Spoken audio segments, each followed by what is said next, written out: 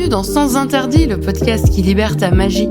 Je suis Flora, coach spirituel, et je t'aide à sortir de la matrice, à surmonter ton sentiment de décalage pour retrouver une vie alignée avec toi-même grâce à tes talents intuitifs. Tous les vendredis, seul ou avec une invitée, je vais te parler de spiritualité ancrée et décomplexée, avec des expérimentations, des histoires, des outils et des explorations du monde spirituel. Je t'invite à retrouver ce qui est le plus précieux, ta vérité. Bonne écoute! Bienvenue dans Sans Interdit, le podcast qui révèle ta magie. Alors, aujourd'hui, entre nous, je vais commencer par râler. T'inquiète, je vais pas râler tout le long, juste là, maintenant, tout de suite. Il y a un truc qui me fume, clairement. Il y a un truc qui me fume, c'est quand je lis, que ce soit dans la communauté francophone ou dans les communautés anglophones, des trucs comme « Non, mais le human design, ça va t'aider à faire trop d'argent. Tu veux réussir dans ton business? Connais ton human design. Tu veux attirer l'abondance financière? Connais ton human design. » Je trouve que c'est une façon tellement étriquée de voir le human design, ça m'énerve. Ça m'énerve. Voilà, hein. En fait, à mes yeux, c'est passé à côté de l'essentiel. C'est passé à côté de la véritable magie du human design. Et sa magie, c'est la manière dont il nous permet de mieux comprendre et améliorer nos relations avec les autres. Donc, aujourd'hui, je vais te montrer comment le human design peut t'aider à créer des relations plus harmonieuses et plus enrichissantes. Parce que, entre nous, c'est là que réside sa véritable puissance. Donc, on va commencer par un petit rappel pour ceux du fond qui ne connaissent pas le human design. Le human design, c'est un système de connaissance de soi qui est appelé également la science de la différenciation. Pour ma part, ça me gêne d'utiliser le mot science parce que, pour moi, dans la science, il y a cette notion de systématisation. Le human design, à mes yeux, c'est plutôt un art. C'est un art de reconnaissance de soi et de connaissance des autres. Donc, le human design a été canalisé à la fin des années 80 par Steven Krakauer, je crois que c'est son nom, qui s'est ensuite fait appeler Ra-Uru. Donc, c'est un système qui combine l'astrologie occidentale, mais aussi l'astrologie sidérale védique, pour ceux qui aiment bien aller encore plus loin. Mais de base, c'est l'astrologie occidentale, le Yi-King, la Kabbale, et principalement le système des séphirotes, les chakras, pour les centres énergétiques, et enfin, j'espère, comme je fais ça de tête et que je suis un peu fatiguée, j'espère ne rien oublier, mais disons que, enfin, la génétique. Voilà. Donc le human design, ça te permet de générer ce qu'on va appeler une charte, parce que ça vient du mot anglais, mais sinon, alors en anglais, body graph, en français, comment on dit déjà, charte corporelle, un truc du genre. Schéma corporel, voilà, ça me revient, schéma corporel. Je vais dire charte. Mais comme je dis aussi charte en astro, alors que c'est plutôt une carte du ciel, mais bon. Donc j'utilise communément le mot charte. Et dans cette charte, tu vas voir comment, grosso modo, tu fonctionnes. Voilà. Donc, je vais pas rentrer dans un auto-débat avec moi-même sur oui, non, mais alors fais attention à pas t'enfermer, blablabla. Non, aujourd'hui, je vais parler d'un point précis en human design, et c'est, pour moi, le point le plus magique. C'est l'électromagnétisme. Donc, on connaît le principe du magnétisme, et là, je parle pas de magnétisme en termes de guérison par l'imposition des mains, je parle du magnétisme, t'as deux aimants, un pôle nord, un pôle sud, boum, ça s'attire. Deux pôles nord, boum, ou deux pôles sud, boum, ça se rejette. Mais là, on va être sur le phénomène d'attraction. Attirance n'est pas le bon terme. Et tu vas comprendre aussi, je vais quand même m'expliquer un peu par rapport au principe d'attraction, je vais m'expliquer également. Mais bon, l'électromagnétisme, c'est en fait de se dire que nos énergies qu'on porte en nous de façon complètement naturelle ont un impact magnétique, si tu veux, ont un impact sur toutes les personnes qu'on rencontre. Et ça va être encore plus frappant quand tu observes de façon extrêmement simple tes centres énergétiques ou encore ce qu'on appelle tes portes dormantes. Donc si tu as déjà généré ta charte Human Design et que tu t'es dit « Oh mon Dieu, c'est trop compliqué, mais c'est quoi ces trucs ?» Ma première réaction à moi, quand j'ai généré ma charte Human Design et que je l'ai imprimée, je me suis dit « Oh mon Dieu, il me manque plein de choses !» On y reviendra plus tard. Mais j'avais vu aussi des sortes de grandes tiges là qui se lançaient de quelque part et qui rejoignaient rien. Je dis « Mais c'est quoi ce bordel ?» Si ça rejoint pas, si ça se finit pas, c'est que du coup, il y a un... Comment ça s'appelle ? Il y a un trou. Voilà, il y a un manque. Alors, spoiler alerte, pas du tout. Mais justement, ces tiges qui partent et qui ne rejoignent rien, qui partent d'une pastille qui va être colorée et qui suivent une sorte de ligne et qui vont, mais qui n'atteignent pas en fait la porte en face, les chiffres en face, c'est ce qu'on appelle une porte dormante. Alors, ça veut pas du tout dire qu'elle n'a pas d'impact, hein. Je vais revenir très régulièrement sur cet exemple-là parce que mon soleil est en porte 6, donc le soleil c'est le jour de ma naissance, l'heure de ma naissance, boum, soleil, porte 6.3. La porte 6, c'est une porte qui se situe dans le plexus solaire. Mon plexus solaire n'est pas défini. Et je peux te jurer que la porte 6, elle n'est pas endormie du tout. Elle n'est pas reliée à sa porte en face qui est dans le sacral, non, mais elle n'est pas du tout endormie. Mais on appelle ça quand même une porte dormante. En fait, c'est une porte en suspens. En fait, elle attend la connexion avec l'autre. Donc là, je t'ai donné l'exemple de la porte 6. Je peux également te donner l'exemple de la porte 36, toujours dans mon thème, qui est également dormante, qui attend la connexion avec la porte 35. Ou alors la porte 12 dans ma gorge définie, qui attend la connexion avec la porte 22. Toujours dans le plexus solaire. Voilà, donc c'est pour t'expliquer que ces portes-là, certes, elles ne forment pas de canal énergétique, donc elles ne sont pas reliées à un autre centre énergétique, mais ça ne veut pas dire qu'elles servent à rien, parce qu'autant te dire que la porte 6, pendant 1 an et demi, je l'ai appelée la porte de l'emmerdeuse, parce que c'est comme ça qu'on m'a appelée toute ma vie. Voilà. C'est parce que je reconnaissais ce qu'on me reprochait en tant que, entre guillemets, emmerdeuse, dans ce qu'on peut lire sur la porte 6. Donc, c'est pas parce que ça ne forme pas de canal que ça ne sert à rien. Là où je veux en venir, revenons-en quand même à mon propos sur ce côté électromagnétique. À partir du moment où je vais rencontrer, par exemple, une personne qui a la porte 35 définie dans sa gorge, donc elle a sa pastille colorée dans la gorge au niveau du numéro 35, et qu'elle ait ou pas le canal 35-36, eh bien, ma porte 36 va se connecter et va créer en moi le canal 35-36. Donc, mon plexus solaire, subitement, va être coloré dans ma charte, donc il va être activé. Il va être activé par cette simple rencontre. Comme ça, j'y reviendrai plus tard, donc il va être activé par cette simple rencontre. Il n'y a pas de vampirisme. Je pompe pas l'énergie de, mettons, ma voisine qui aurait la porte 35 définie, je lui pompe pas du tout son énergie, c'est électromagnétique. C'est vraiment juste naturel, comme 2 aimants qui vont s'attirer. Cela étant, ça veut pas dire que j'ai une très bonne relation avec ma voisine, c'est pas le souci, mais que j'aurai forcément une attraction, envie d'être copine avec elle. Non, c'est juste comme 2 aimants qui vont s'attirer, mais sans qu'il y ait toute la notion dans le relationnel en termes de pensons aux rencontres, je suis très attirée par cette personne. Là, faut vraiment juste voir le truc d'un point de vue mécanique, quoi. Mécaniquement, si je rencontre quelqu'un qui a la porte 35 qui est activée, boum, ça va activer chez moi le canal 35-36, mais ça va également l'activer chez elle s'il n'est pas déjà activé. Voilà. Parce que c'est dans les 2 sens. Ça s'imbrique, en fait.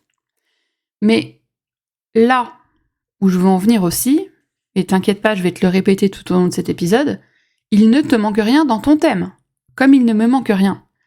Je suis née comme ça, avec ces énergies-là, pour vivre avec, les expérimenter, tout comme toi, tu es né avec tes propres énergies, pour vivre avec et les expérimenter. Ce que j'aime bien voir, en fait, c'est de nous voir comme des ouvrages en dentelle. Bon, alors là, sans la tricoteuse, je suis j'en tricote, hein, fascinée par la dentelle. Quand tu vas tricoter de la dentelle, le principe, c'est qu'il va y avoir des trous. Mais ces trous et les motifs que tu vas tricoter, comment tu vas imbriquer ton fil, ça va créer un motif unique. Et puis tu crées un autre ouvrage en dentelle, et pas forcément le même, enfin pas le même modèle du coup, et tu superposes les deux. Eh bien, les deux ouvrages individuellement existent, et ensemble, ils forment un autre motif. Pour moi, c'est comme ça, en fait, le système relationnel par rapport au Human Design, c'est que même si il va m'arriver, en tout cas dans cet épisode, d'utiliser des termes comme on va se compléter. Oui, on va se compléter, mais ça veut pas dire qu'avant il nous manquait un truc. C'est juste dire qu'on va former un autre motif. Donc le motif va changer. Il y a certaines parties avec des trous qui n'en auront plus, mais on a créé un nouveau motif. On n'a pas complété l'autre, parce qu'une fois qu'on redétache les deux ouvrages en dentelle, toujours rester sur cet exemple-là, une fois qu'on les redétache, à nouveau, ils ont leur existence propre. Donc ils ne sont pas amputés, quoi. Comprends ça. Ce qu'il faut aussi voir, c'est que ce principe d'électromagnétisme fonctionne également avec les transits célestes. Donc en gros, nous sommes des petits aimants, et nous sommes des petits aimants qui vont créer de nouveaux motifs avec la course des astres dans le ciel et toutes les rencontres que nous allons faire. Les rencontres quand tu vas faire tes courses, quand tu vas chez des amis, quand tu prends le métro, le bus, que sais-je, quand tu es en visio avec ta grand-mère ou au téléphone, boum, les thèmes, les motifs se combinent pour en créer un nouveau. Je vais quand même aussi t'expliquer très rapidement la différence entre un centre défini et un centre non défini. Les centres énergétiques, tu vas regarder ton thème, tu vas en voir qui vont être blancs avec des pastilles colorées ou pas. Je vais pas rentrer trop dans les détails, c'est pas un cours. Et tu vas en avoir qui sont colorés. Donc, les centres colorés sont les centres qu'on va appeler des centres définis. Parce qu'en fait, ils sont reliés au moins un centre avec un autre par un canal énergétique. Tu peux avoir tout un parcours avec tes centres définis, c'est mon cas. Mais sinon, tu peux aussi avoir, entre guillemets, des îlots. Là aussi, je te donnerai un exemple un peu plus tard. Donc là, ce sont des centres définis. Un centre va être défini parce qu'il est relié à un autre centre par un canal. Voilà. Un centre non défini, reprenons l'exemple de mon plexus solaire. Mon plexus solaire, il est blanc avec des pastilles dedans. La pastille sur la porte 6, la pastille sur la porte 36. Mais il reste blanc parce qu'en fait, je n'ai pas l'énergie, je n'ai pas l'activation des portes qui sont en face, la porte 35 et la 59 de mémoire. Rappelons-nous que je suis dyscalculique, donc la 59, je suis plus très sûre. je donne l'exemple de la porte 36 parce que je sais que l'autre porte dans la gorge, c'est la porte 35. Donc là, ça c'est simple. Mais pour la porte 6, me semble-t-il que c'est la porte 59 qui se trouve dans le centre sacral. Bref. Donc mon centre est non défini avec deux activations. Soleil conscient, porte 6, soleil inconscient, porte 36. Donc, il n'est relié à aucun autre centre. Voilà. Pourquoi je t'en parle ? Parce qu'en fait, nos centres définis émettent une énergie. Ils émettent une énergie qu'on va qualifier entre guillemets de fixe. Alors, fixe, disons que fixe, ça met vraiment dans beaucoup de boîtes. Il faut... ça, c'est un truc que j'explique à mes clientes. Je donne l'exemple de la tarte aux fraises. C'est-à-dire que, et tu vas comprendre, notre centre défini, coloré, va émettre. va émettre une énergie, mais notre propre énergie. C'est-à-dire que, mettons, ma sœur et moi, on est toutes les deux manifesting generators. Parlons par exemple de notre centre de la gorge qui est défini et motorisé. L'énergie que nous transmettons, ça va être une tarte aux fraises. Mais la tarte aux fraises de ma sœur est pas la même que la mienne. Parce que moi, par exemple, j'utilise pas d'amandes. Je suis allergique aux amandes. Alors que ma sœur utilise des amandes. Moi, je sucre très très peu. Parce que, j'aime pas trop le sucre. Je vais comme je suis un peu feignante, je vais mettre mes fraises en petits morceaux coupés un peu à l'arrache, alors que ma sœur, elle va peut-être les disposer de façon agréable à la vue. Bon, c'est l'hypothèse de la tarte aux fraises. Mais ce que je veux dire, c'est que toutes les deux, on fait une tarte aux fraises, mais on la prépare pas de la même façon. Elle aura pas le même goût, on n'a pas la même recette pour la crème pâtissière, on n'aura pas pris les mêmes fraises, enfin voilà. Mais globalement, c'est une tarte aux fraises. Donc, ses propriétés, c'est qu'elle va avoir une pâte qui va être cuite à blanc, qu'on va mettre une crème, généralement une crème pâtissière, mais après on peut mettre un peu ce qu'on veut, on va pas faire un cours de cuisine non plus, qu'on va mettre des fraises, et puis voilà, tarte aux fraises. Mais après, on a nos adaptations, notre façon à nous de préparer notre tarte aux fraises. Eh bien, c'est comme ça, en fait, qu'on émet notre énergie au niveau de nos centres énergétiques colorés / définis. C'est des tartes aux fraises. Mais alors, Flora, et mes centres blancs avec ou sans pastilles, mes centres non définis, ils font quoi? Non, ce ne sont pas des moules sur un rocher. Les centres non définis vont être des récepteurs. Et donc, en fait, c'est là que je trouve que c'est passionnant. On va goûter. On échantillonne. On va se retrouver... Alors, je donne l'exemple du plexus solaire parce qu'en fait, alors je me rappelle plus du pourcentage, plus de la moitié de la population a le centre du plexus solaire, donc le centre des émotions, qui est coloré. Donc moi qui ai ce centre non coloré, je sens quand je goûte, quand j'échantillonne. Et en fait, c'est cette impression-là que j'ai. C'est que je vais goûter à la fois les expériences sans forcément les connaître. Je vais goûter différentes tartes aux fraises. Et il sert pas à rien, ce centre-là, parce qu'en fait, on reçoit et on amplifie. C'est vraiment... c'est vrai que je donne l'exemple de la tarte aux fraises, peut-être parce que je suis gourmande et que j'adore les fraises, mais pour faire plus simple, je donne aussi souvent l'exemple des antennes radio. Ton centre défini, c'est une antenne radio. Elle envoie des ondes. Ton poste de radio, ouais, je sais que c'est vraiment une rêve de vieille, mais ton poste de radio, si tu as encore un poste de radio, il reçoit les ondes et il les amplifie pour qu'on puisse en entendre le son. Tes centres définis, l'antenne, tes centres non définis, le poste de radio. Simple comme bonjour. Et puis, voilà. Donc on reçoit, on goûte, et on expérimente une énergie qui n'est pas la nôtre, qu'on n'a pas de façon constante au quotidien quand on est seul, quand on est dans nos énergies.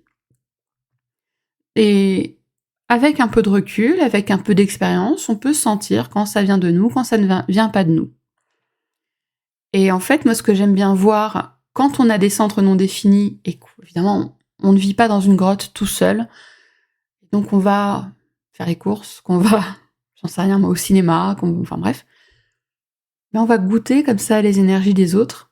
Et pour moi, en fait, quand tu conscientises ça, c'est comme si tu goûtais plein de tartes aux fraises et que tu essayais de créer la meilleure recette pour toi. Voilà. Je vais essayer de pas revenir sur la tarte aux fraises. Ça me donnait faim. Donc, je vais te donner un petit exemple. Comme je te l'ai expliqué, mon centre des émotions n'est pas défini. Ça ne veut pas dire que je ne ressens pas d'émotions. En revanche, ça veut dire que je capte l'énergie des centres du plexus solaire qui sont définis. Et alors, ce qui est assez amusant, c'est que je sens quand mon plexus est défini par les transits. Je n'ai pas tout le temps le nez sur les transits, les différents transits pour voir un petit peu comment évolue mon schéma. Mais en fait, en général, quand je me sens un peu émotive, un peu sous pollet, c'est qu'il y a un truc qui se trame. Et souvent, c'est que, en fait, par les transits, mon centre des émotions est défini. Voilà.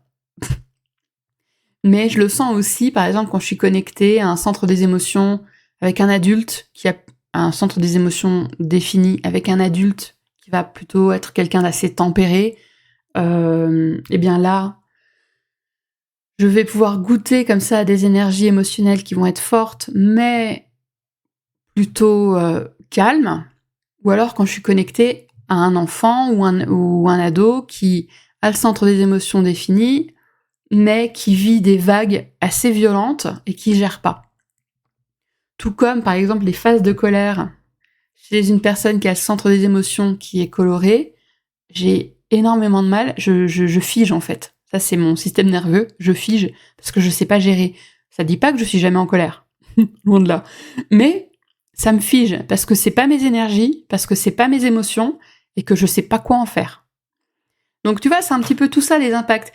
Mais pareil, je vais donner aussi l'exemple du centre de la racine, parce que mon centre de la racine n'est pas défini. Et pareil, quand je suis avec quelqu'un qui a le centre de la racine qui est défini et qui a tendance à l'utiliser de façon un peu déséquilibrée, si je puis dire, en étant à donf sur l'adrénaline, je sais pas quoi faire de ça non plus. Hein. c'est compliqué. Donc voilà. Alors, pourquoi est-ce que je te bassine avec l'électromagnétisme et quel est le rapport avec cette histoire de relation aux autres? Alors déjà, j'aimerais quand même faire un petit rappel. C'est magnifique de vouloir avoir des belles relations avec les gens, mais ça commence par s'aimer soi, se connaître soi et avoir une relation harmonieuse en soi. Alors, on va être d'accord, on est humain, donc la relation harmonieuse, c'est pas tout le temps. C'est pas du 100%, ça a des vagues. Des fois, on va se kiffer vraiment, et puis des fois, on va mal se traiter. Et en fait, pour moi, c'est ok, parce que on est dualité, on est résonance, on est tout ça. Donc, on se juge pas, mais on apprend jour après jour à se dire « Ah, je suis quand même quelqu'un de génial. » Voilà. Mais tu peux pas avoir des relations vraiment harmonieuses avec les autres. Tu peux pas créer une belle relation de couple, ou de trouble, que sais-je, ça te regarde. Mais tu peux pas créer une belle relation amicale, une belle relation amoureuse, si en toi, tu n'as pas fait la paix, et si en toi, tu ne te sens pas en harmonie avec toi-même. Parce que c'est comme si tu essayais de construire une maison sur des sables mouvants. La maison, elle peut être canon, mais il y a un moment où elle va se casser la gueule. Voilà. Donc, partons du principe que tu te connais bien, tu connais bien ton thème en Human Design, et que tu acceptes toutes tes facettes. Tes facettes de lumière, tes facettes un peu d'ombre, tes facettes un peu cassées, toutes tes facettes. Tu les aimes, tu ne les juges pas et tu les accueilles. Et donc, tu as une relation saine par rapport à toi-même. Partons de ce principe. Là où je trouve que l'électromagnétisme est fascinant en Human Design pour les relations avec les autres, c'est qu'en fait, quelque part, il va nous ramener dans une position de responsabilité. Une responsabilité personnelle. Parce que, en connaissant les énergies qu'on porte, on sait ce qu'on amène. Par exemple, moi je sais que je ramène l'énergie de l'emmerdeuse. Je suis pas tout le temps une emmerdeuse, hein, je le précise. Mais je sais que je ramène une énergie qui peut être un peu confrontante. Je le sais, c'est mon soleil conscient, c'est la porte 6, c'est une porte qui, en plus de ça, qui est... Enfin, c'est une porte hyper émotionnelle, alors dans un centre des émotions non défini, comment dire, mais des fois je sais pas quoi en faire, mais c'est une porte un peu confrontante, c'est la porte de la friction, enfin voilà. Et je sais ce que j'amène. Je sais quand je suis un peu chieuse. Et du coup, dans des moments comme ça, dans des moments où je me sens pas bien, où je sens qu'émotionnellement je suis pas au clair, que justement, je suis un peu trigger par des trucs à l'extérieur, un peu pour rien, enfin voilà. Je sais ce que je vais amener en fait. si je dois aller, mettons, voir des amis et moi, c'est un choix que je fais, hein. Je te dis pas de faire pareil, c'est pas ça. Mais pour ma part, si vraiment je suis dans des états comme ça, je préfère ne pas y aller. Je vais pas mettre sous le tapis mes émotions, je vais pas le mettre sous le tapis, le fait que, là, je suis pas dans un état foufou, mais je sais comment je me sens à l'intérieur, je ne veux pas aller, entre guillemets, «contaminer» les autres. Je veux pas mettre un couvercle dessus et faire genre tout va bien, parce que de toute façon, on est sur un domaine vraiment pure énergie. Donc, même quand tu mets un couvercle dessus, t'amènes du caca. C'est pas mon but. Quand vraiment je me sens pas bien, quand je me sens trigger par tout et n'importe quoi, quand je sais que ce que je vais amener va pas être bon, je n'y vais pas. Voilà. Alors là, je parle vraiment dans le domaine amical, familial. Si c'est pour le boulot, en fait, quand j'étais salariée, j'étais jamais aussi déclenchée, on va dire. Je mettais beaucoup trop de couvercles, c'était le sarcophage de Tchernobyl. Mais écoute mes épisodes sur le burn-out. Mais voilà, quand j'ai la possibilité de pas y aller, je n'y vais pas. Parce qu'en fait, je prends mes responsabilités. Je sais quel impact j'ai, mais quel impact tu as toi aussi. Comprends-le, c'est pas genre moi je suis super pouvoir, machin. Non. Mais je sais comment ça peut affecter les autres. Je sais que je vais rien apporter de bon. Du coup, je préfère processer mes émotions, je préfère rester un peu dans mon cocon, digérer, et puis ça ira mieux la prochaine fois. C'est aussi simple. Donc, voilà. Après, ce que je veux te dire, c'est que là, ok, je parle de human design parce que pour moi, cette notion d'électromagnétisme, c'est dans ce domaine qu'elle est présente. Ça veut pas dire que c'est mieux que l'astrologie, que c'est mieux que les jinkies, que c'est mieux que la numérologie, dans laquelle je ne connais rien, que c'est mieux que l'énéagramme. C'est pas du tout ça. On n'est pas dans un concours de zizi. Là, c'est juste que je t'explique qu'en human design, on oublie, on ne met pas à sa hauteur, à la hauteur qu'il mérite le principe d'électromagnétisme. Beaucoup vont présenter des lectures d'une façon complètement individuelle, genre voilà, t'es ça. Mais c'est oublier qu'on est tous interconnectés, qu'on est dans un maillage gigantesque et qu'on est tous connectés les uns aux autres. Et c'est ça que je veux te rappeler avec cet épisode. Donc, comme je te le disais, prendre conscience de cette notion d'électromagnétisme, c'est se mettre en responsabilité. C'est prendre conscience de ce qu'on apporte avec nous quand on va quelque part. Alors évidemment, mettons que je suis un peu chafouine, ça va pas m'empêcher d'aller faire mes courses. En revanche, je vais faire mes courses avec un casque sur les oreilles. Et je vais regarder personne, je vais juste faire mes courses. Je vais pas essayer d'entrer en contact avec les gens, c'est me parlez pas, foutez-moi la paix, ok. Mais je veux dire, à toi aussi de réguler un peu tout ça. Donc ça nous met dans une forme de responsabilité. Et du coup, comme on comprend ce qu'on amène, eh bien, l'idéal, mais zéro obligation, hein, c'est toi qui prends tes responsabilités, justement. L'idéal, eh bien, c'est d'apprendre aussi à se réguler, de reconnaître là où, entre guillemets, ça merde un peu. Et puis, détricoter, se dire, ok, effectivement, il y a telle chose qui m'a profondément frustrée, ça me trigger, ça me rappelle telles énergies, ça me rappelle ceci, cela. Ok, bon ben, je suis frustrée parce que je l'accepte, je le processe, et on avance. Donc l'idée, c'est ça, c'est d'apprendre à se réguler, d'apprendre à pas être juste tout le temps en réaction, d'être aussi en observation, d'être en accueil, d'être en non-jugement, et de comprendre ce qui va nous déclencher. Donc comme je te l'ai dit déjà plusieurs fois depuis le début de cet épisode, je te donne beaucoup l'exemple de la porte 6. Parce que c'est celle que j'ai appelée pendant plus d'1 an et demi la porte de l'emmerdeuse.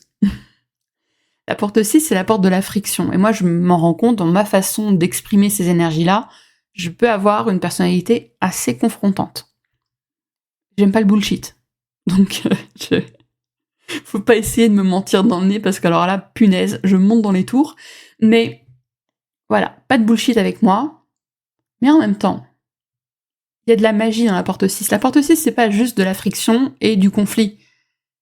Il y a une forme de magie dans le fait d'être en capacité d'offrir des espaces safe. Il y a une... Alors, quand on relit Raoult ou sur les portes, il explique que la porte 6, c'est une porte qui permet, entre guillemets, de pénétrer les auras. Alors, j'irai pas jusque-là. Je sais que mais ça, je pense pas que ce soit tellement en lien avec le HD. C'est plus en lien avec tous mes talents que j'ai développés. Je sais que j'ai une capacité pour entrer dans les corps, en fait. Quand je procède à des harmonisations énergétiques, par exemple, je vais, sans le contrôler, rentrer dans le corps de la personne sur qui j'opère et sentir où ça coince, etc. Le sentir dans mon corps, enfin bref. Donc, selon Raoult, la porte 6 présente cette forme de capacité de pénétrer les auras. Et en fait, c'est qu'on va être dans une forme de compréhension complète de l'autre et un accueil. C'est ça que je trouve vraiment très beau. Un accueil. La création d'un espace safe, presque automatique. Alors, automatique, c'est exagéré, mais cette capacité de créer un cocon, de créer une bulle d'accueil avec l'autre. Et je trouve que c'est très beau, en fait. Ce n'est pas que la porte de l'emmerdeuse. Mais c'est vrai que pour ma part, mais ça s'explique aussi en astrologie, je suis Miss No Bullshit. Voilà, c'est tout. Me mens pas dans la tronche. N'essaye pas.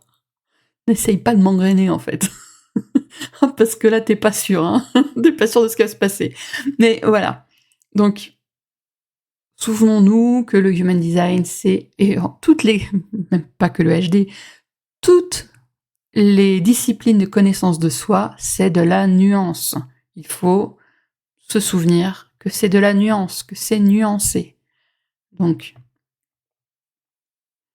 ma porte 6, certes, elle apporte ça, mais quand tu prends globalement avec mon thème en astrologie, il y a d'autres choses qui expliquent aussi le côté safe place, le côté no bullshit, enfin, voilà. Quand tu fais des lectures un peu croisées, t'as tout qui se déroule, tout qui découle, et tu vois un peu l'ampleur de la chose.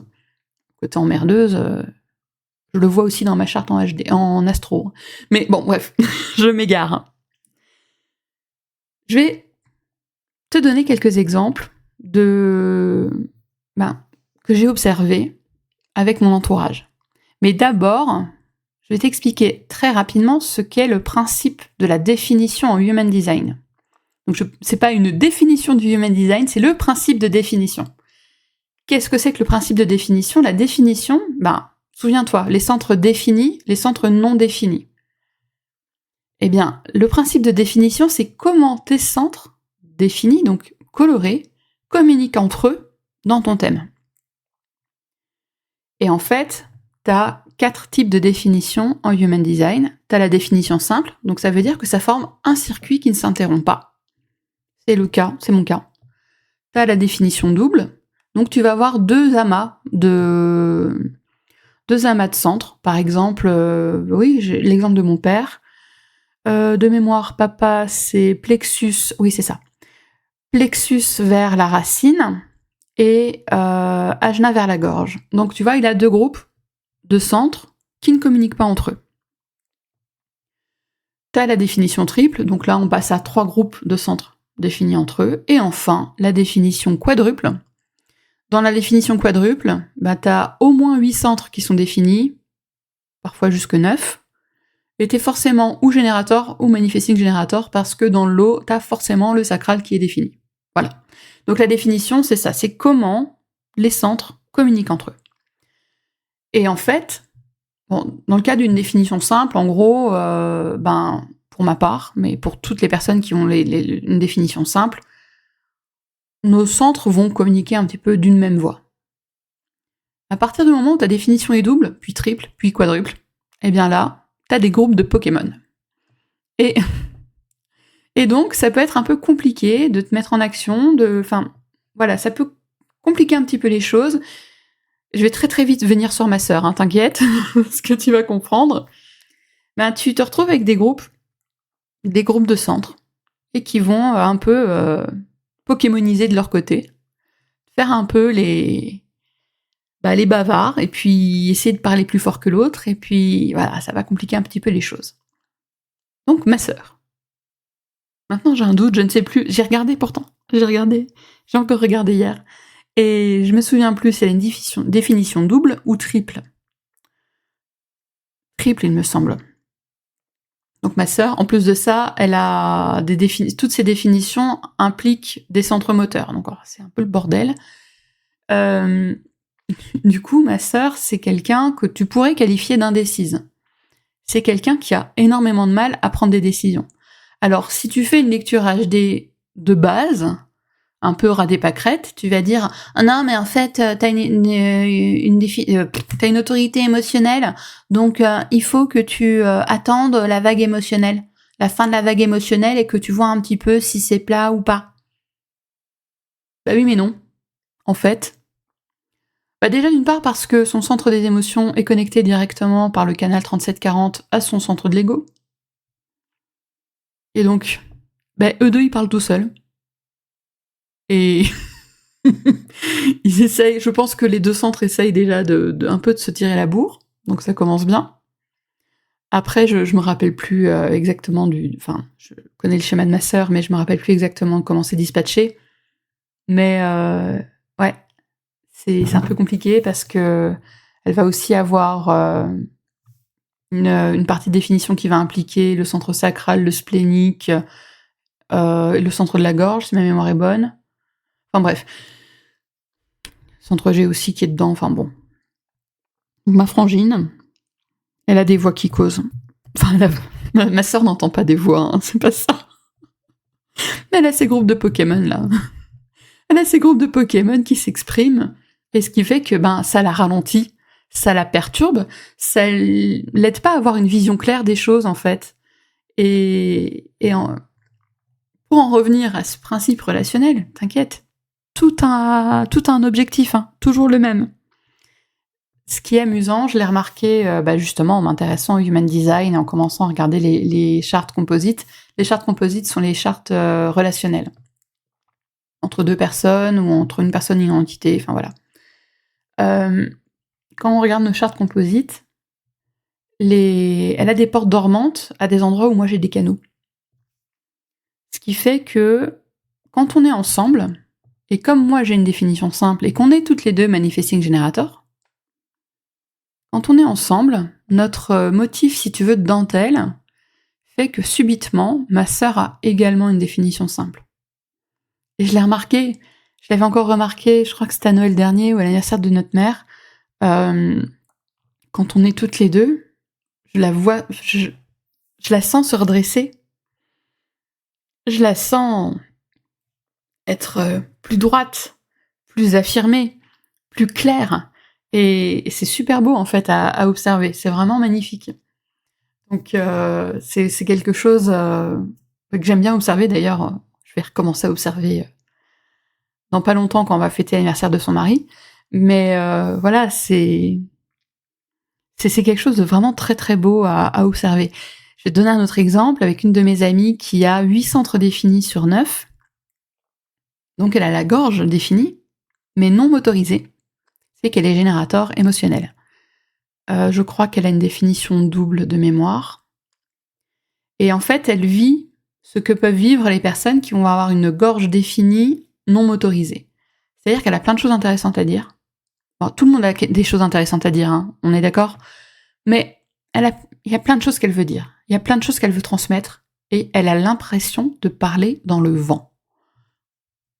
Bon, je vais pas te faire sa lecture, je vais pas rentrer dans des détails.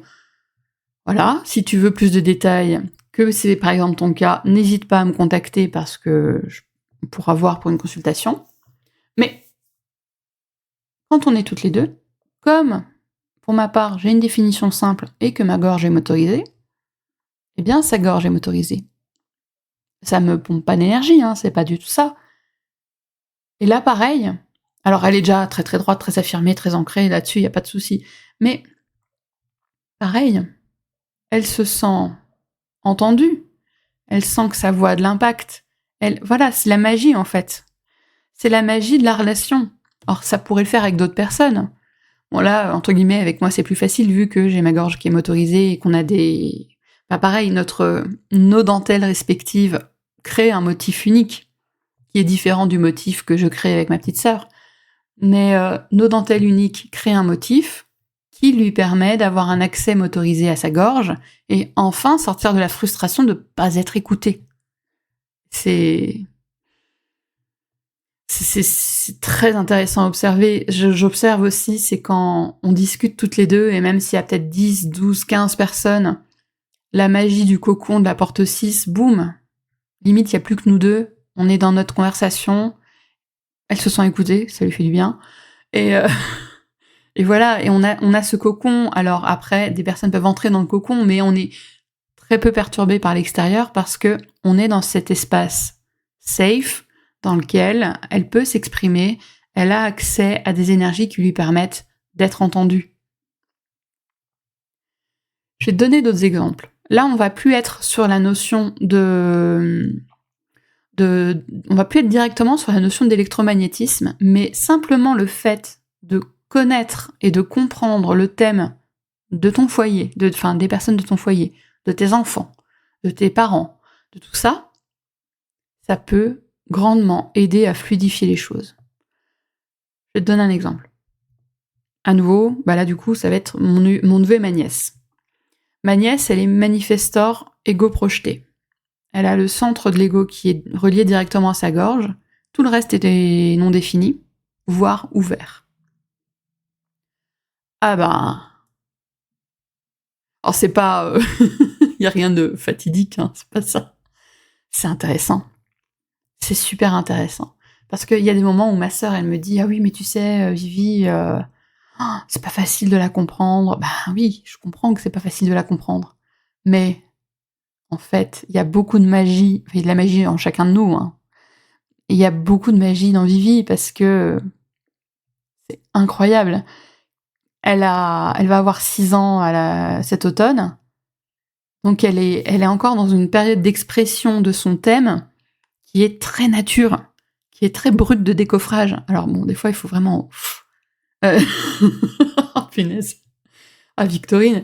Et d'ailleurs, petit truc en passant, mais alors ceux qui pensent qu'il n'y a pas d'énergie parce que c'est un manifestor et qu'elle n'a pas d'accès au sacral, elle n'a pas d'accès à machin bidule, wow, c'est faux. Bullshit, bullshit, bullshit. Parce que la Vivi, avec son père, générateur émotionnel, sa mère, manifesting générateur émotionnel, son frère, manifesting générateur, wow. Et puis alors là, avec une enfant comme elle, tu comprends bien la notion de réception, démultiplication. C'est un Pokémon toute seule. Elle est... oh, l'énergie de cet enfant. Et puis il y a un moment où, ça c'est beau aussi à observer, parce que elle pourrait continuer, tu sais, de capter les énergies des centres moteurs de ma sœur, de son père et de ma sœur, de mon beau-frère, pardon, et de mon neveu. Elle pourrait, tu sais, continuer et puis aller, et puis, tu sais, forcer. Mais il y a un moment où elle sent que trop c'est trop, puis elle dit je suis fatiguée, je vais aller faire une sieste. Voilà. Je trouve ça incroyable. Je la trouve incroyable pour ça. C'est vraiment tellement drôle. Hein. Mais en connaissant le thème de ma nièce, ça me permet d'offrir des clés à sa maman, des clés de compréhension. Parce que souvent, comme tous les parents, elle compare. « Oh, mais tu vois, avec Victorine, quand il faut faire un choix, c'est clair, net, précis, elle sait toujours. Alors qu'avec Momo, c'est difficile. » Alors je lui ai expliqué, je lui ai dit « écoute, pour Momo, il faut que tu lui proposes un nombre restreint de choses, des questions fermées, un choix restreint. » Elle me dit « oui, ça remonte à au moins 2 ans. » Elle m'avait dit « oui, tu sais, on est allé faire les courses, on était au rayon des crèmes dessert, et puis je lui ai dit de prendre ce qu'il voulait, puis elle m'a dit il est resté, il bougeait pas, il savait pas quoi prendre. » Je lui ai dit « oui, c'est normal, il y a trop de choses, il y a trop de choix. » Je lui ai dit « il faut éliminer avec lui. Est-ce que t'as envie de crème dessert au chocolat ? Oui, non. Est-ce que t'as envie de crème dessert à la pistache ? Faut que j'arrête de parler de bouffe. Hein. Enfin, voilà, tu vois, c'est... Mon neveu, c'est un MG sacral. Eh ben, on engage le sacral. Et d'ailleurs, j'ai un exemple avec Momo. Donc, j'en ai déjà parlé sur les réseaux sociaux. Je sais même plus si j'en ai pas déjà parlé en podcast, mais cet exemple est frappant. J'étais en voiture avec Morgane et je devais aller à Inter rapidement pour aller acheter de la confiture parce qu'on faisait une soirée crêpes. Et je lui dis Momo, qu'est-ce que t'aimes comme confiture? Méchante tata. Méchante tata qui oublie la base en human design. Et là, mon neveu qui se fige. Et j'ai pas de réponse. C'était voilà. Donc, là, je me suis auto-flagellée. Méchante tata. Et puis, je lui dis, mais enfin. Donc, j'ai commencé par faire la liste des confitures qu'il y avait dans mon placard. Donc, je lui dis, est-ce que tu aimes la confiture de mûre? Alors là, le gosse, donc ça, le bain, ça veut dire non. Est-ce que tu aimes la confiture de mûre? Non. Est-ce que tu aimes la Mirabelle? Non. Je dis, bon, ok. Est-ce que tu aimes la fraise? Oui, oui, oui, oui, oui, oui. Alors, l'excitation complète, énorme. Bon, j'ai acheté la confiture de fraise. Voilà. La réponse, elle était là. Et tout ça, si j'avais pas ces clés-là, très honnêtement, si j'avais pas ces clés-là, eh bien, j'aurais pu simplement m'agacer parce qu'il était pas capable de prendre une décision et dire bon si c'est comme ça, je vais prendre un truc et puis tant pis si t'aimes pas. Tu vois, pour vraiment grossir le trait. J'aurais pu m'agacer et puis prendre quelque chose et puis me dire merde parce qu'il y a bien un moment où la question n'était pas compliquée, la réponse elle aurait pu être simple et qu'il n'était pas capable de me la donner, quoi. Mais en fait, c'est parce que j'avais pas posé la bonne question. Et savoir que mon neveu est manifesting générateur sacral, bon, sa mère a un peu de mal à appliquer ce que je lui suggère, mais ça c'est son problème à elle. Mais savoir que mon neveu est MG sacral, ça facilite beaucoup les choses. Là, son anniversaire, c'était début mai. On l'a pas encore fêté, on va le fêter bientôt. Et donc, comme on n'a pas acheté son cadeau tout de suite, je suis revenue vers lui, je dis est-ce que t'as toujours envie de ce Lego? Oui, non. Voilà. Je dis t'as le droit de changer d'avis, y a pas de problème. Nous, pour l'instant, on n'achète pas les cadeaux avec un an d'avance, hein. C'est donc, est-ce que t'as toujours envie de ce Lego? Oui, ok, super. Voilà, simple, efficace. On va pas tarder à finir, t'inquiète. J'espère que tu me suis toujours. Mais en forme de pré-conclusion, je vais te parler de Karen Curry Parker et d'une citation qu'elle dit énormément. Enfin, une citation d'elle-même, mais que j'adore. Et je veux vraiment que tu repartes de cet épisode de podcast avec cette idée-là. Karen Curry, elle dit toujours « Tu as tout en toi ». En fait, chacun de nous a tout en soi. Si tu veux, c'est une façon extrêmement abrégée et poétique de mon exemple un peu poussif des ouvrages en dentelle. C'est vraiment de comprendre il ne nous manque rien. Il ne nous manque rien dans notre thème HD, Jinkies, astro, numérologie, que sais-je. Il ne nous manque rien. Par exemple, il y a un canal, d'ailleurs c'est le canal activé chez Victorine, qu'on appelle la money line, donc le canal de l'argent.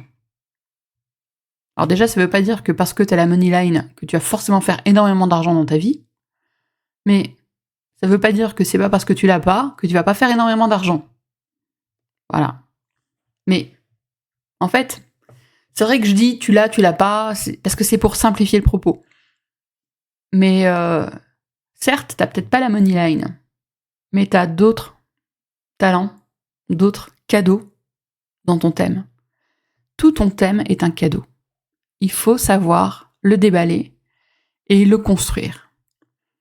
Et pourquoi elle dit qu'on a tout en nous? Enfin, ça c'est mon interprétation après avoir lu énormément d'ouvrages de Karen Curry Parker et également avoir assisté à énormément de masterclass et de cours avec elle. Pour moi, pourquoi est-ce qu'elle dit ça? Déjà, d'une part, c'est parce que nous sommes des êtres sociaux. Donc, nous sommes en relation. Et par exemple, je donne un exemple avec mon thème, comme je le connais par cœur. Dans mon thème, mon centre de l'ego n'est pas défini, mais j'ai la porte 26 qui est activée. Et quand je suis avec ma sœur, boum, on a le canal 44-26 parce qu'elle a la porte 44 qui est activée.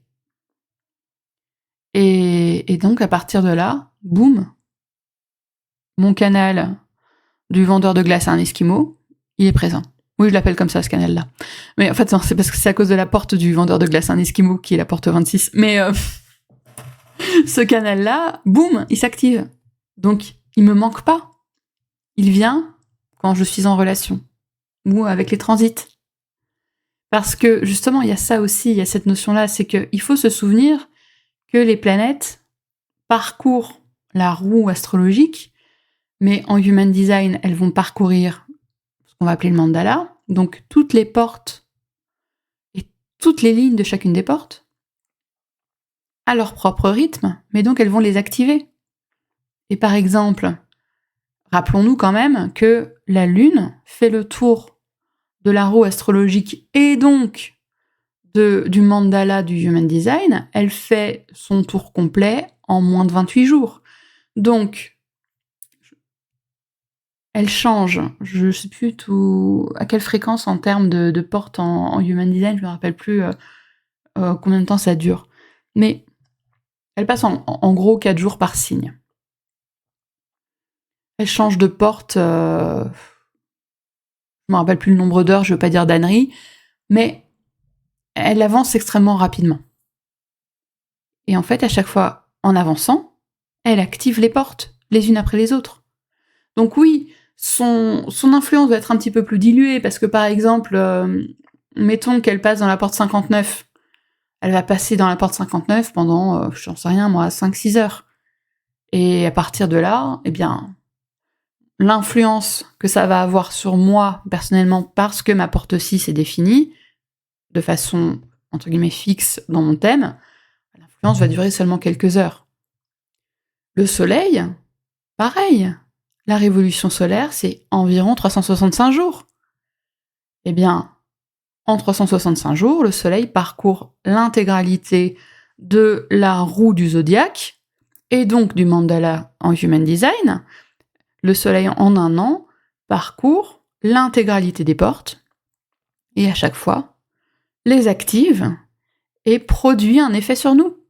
Je ne vais pas te faire une liste intégrale de toutes les planètes et de toutes leurs évolutions, mais pareil avec Mercure, pareil, enfin toutes.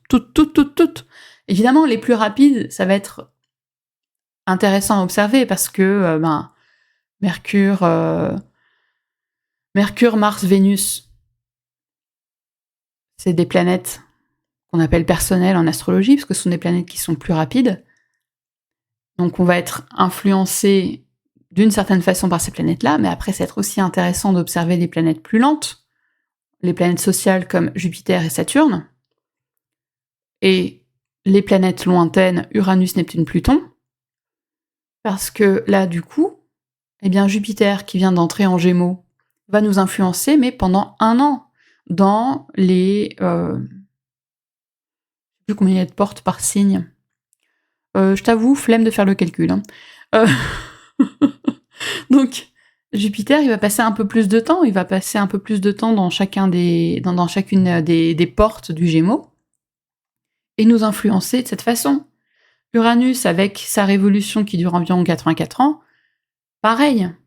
Uranus va nous toucher d'une façon plus lente et va activer certaines choses, peut-être un canal, peut-être un canal, quand tu as déjà un canal entre ces 2 centres définis, peut-être que ça va quand même activer un autre canal, ou peut-être que ça va te permettre d'activer 2 centres en créant un canal avec des portes dormantes, et ça va avoir son influence, ça va avoir sa teinte, ça va avoir la teinte Uranus, tout comme il y a la teinte Pluton.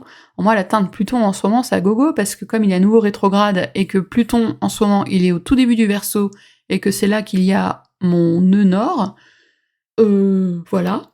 Là, ça fait quand même déjà quelques mois que je passe un peu à la centrifugeuse.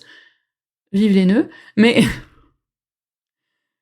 ah non, c'est mon nœud sud. C'est mon nœud sud. Je passe quand même à la centrifugeuse. Mais voilà.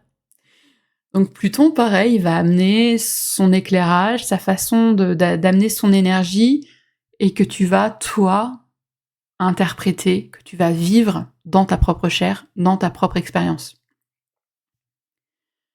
Voilà. Bon. Pour conclure. J'ai été bien longue. Souviens-toi, avant de chercher à rendre tes relations avec les autres plus harmonieuses, retrouve d'abord l'harmonie en toi. Je veux également te rappeler que le principe d'électromagnétisme, il ne se contrôle pas. Donc c'est pour ça que c'est intéressant de comprendre comment, individuellement, on amène notre influence au monde. Et enfin, tu as tout en toi. Il ne te manque rien. Tu es parfaite telle que tu es. Vois-toi comme un motif de dentelle et vois comment tu vas te superposer aux autres pour créer un nouveau motif. Tu es parfaite telle que tu es. Je t'invite, si tu as déjà un peu mis le nez dans ton thème en Human Design, je t'invite à regarder ton thème, à regarder tout ça du point de vue relationnel.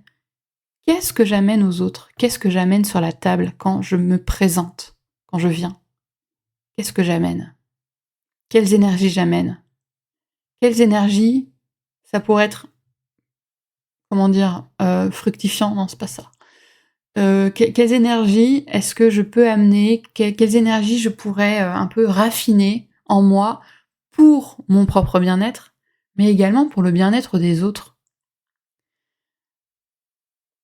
Je t'invite, si tu en as envie, à venir en parler sur mes réseaux sociaux, sur m'envoyer un mail, me contacter, me laisser un petit commentaire, me laisser 5 étoiles, ça peut être cool aussi, sur Apple Podcast, sur Spotify. Rappelle-toi également que ce podcast, tu peux le trouver également sur YouTube. Et là, on peut commencer une conversation sur YouTube pour que je puisse répondre à tes questions éventuelles au sujet de cet épisode. Je te rappelle également que j'ai une offre de coaching Human Design que je suis en train de transformer un petit peu, qui va changer un petit peu de nom. Je vais garder la surprise du nom. Ça va venir prochainement. J'allais dire, j'espère début juin, mais en fait, là, je suis en train d'enregistrer. On est le 29 mai. Début juin, c'est samedi. Donc, début juin, ça compte la première semaine. En tout cas, mon offre de coaching en Human Design, elle est en train d'évoluer. Elle va changer de nom, elle va changer un petit peu d'intention, mais elle sera toujours là. N'hésite pas à prendre contact avec moi, même si tu as envie, par exemple, d'un petit café papote pour voir un peu comment on pourrait travailler ensemble. Je t'invite à me laisser un message sur mes réseaux sociaux. On me trouve principalement sur Instagram. Et on en parle. En tout cas, je te remercie pour ton écoute.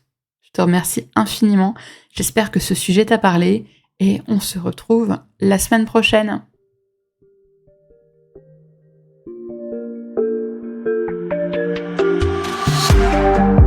Merci pour ton écoute. J'espère que cet épisode t'a plu. Je t'invite à le partager avec une personne qui peut en avoir besoin et à me laisser un commentaire. Tu peux me retrouver en dehors du podcast pour échanger avec moi sur mon site, sur Instagram ou encore par email. Les infos sont en description de l'épisode. On se retrouve la semaine prochaine pour un nouvel épisode de Sens Interdits. À très vite!